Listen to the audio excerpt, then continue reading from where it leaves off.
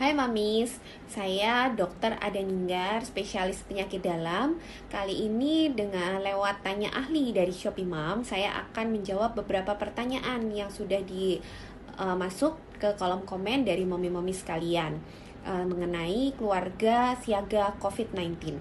Oke, berikutnya adalah pertanyaan dari etna.anadudung11 yang menanyakan seberapa pentingkah penggunaan vaksin dan apakah ada efek negatifnya.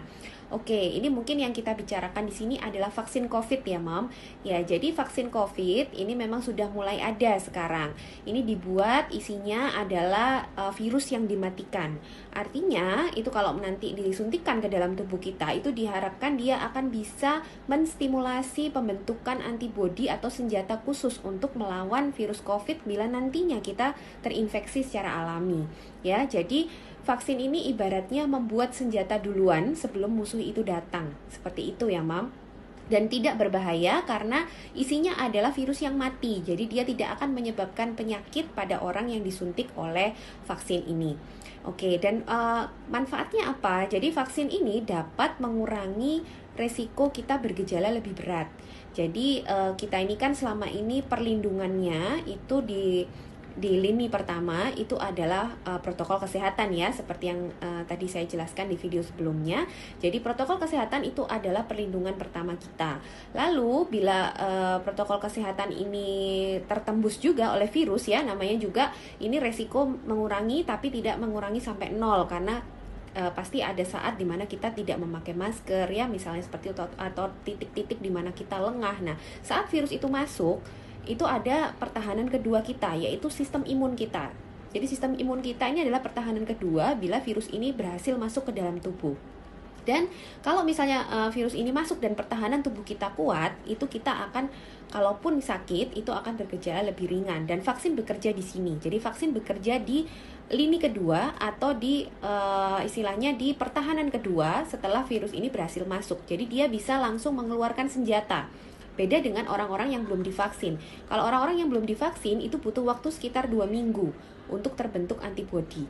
Jadi cukup lama dan peperangan terhadap virus ini cukup lama. Tapi kalau kita sudah punya antibodi yang sudah disimpan karena pembentukan dari vaksin tadi, itu kalau ada virus masuk langsung dikeluarkan senjatanya. Jadi virusnya tidak sampai, mungkin malah tidak sampai menimbulkan gejala.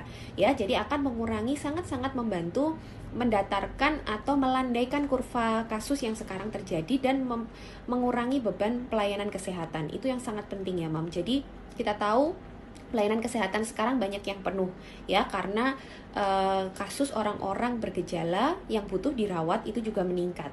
Nah, dengan adanya vaksin nanti diharapkan akan bisa menurunkan kondisi ini. Jadi bisa memberikan spare ya, memberikan tempat bagi orang-orang yang memang perlu saja yang dirawat di rumah sakit, sehingga orang yang non-COVID pun bisa tertolong, karena sekarang ini kapasitas untuk non-COVID juga berkurang ya. Itu adalah manfaat vaksin untuk sekarang ini dalam kondisi pandemi kita yang masih belum terkendali ya. Tapi sekali lagi vaksin ini hanya menurunkan gejala ya, Mom. Jadi tidak bisa mencegah kita tertular. Tetap untuk mencegah kita tertular, senjata utama yaitu di pertahanan pertama itu tetap harus kita lakukan, yaitu protokol kesehatan ya.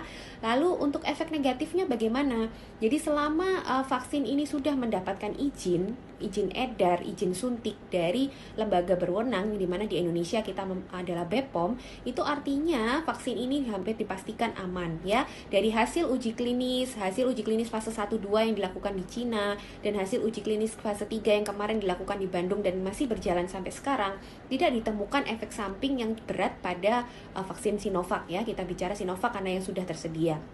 Jadi hanya dilaporkan efek-efek samping lokal seperti mungkin nyeri di tempat suntikan ya, bengkak di tempat suntikan, lalu demam ringan ya, nyeri kepala ringan, diare ringan, itu hanya dilaporkan sekitar 0, sekian sampai 1% saja, dan itu hanya berlangsung 1-2 hari dan tidak mengganggu sampai orang itu harus dirawat seperti itu ya. Jadi untuk efek negatif, efek sampingnya sangat ringan.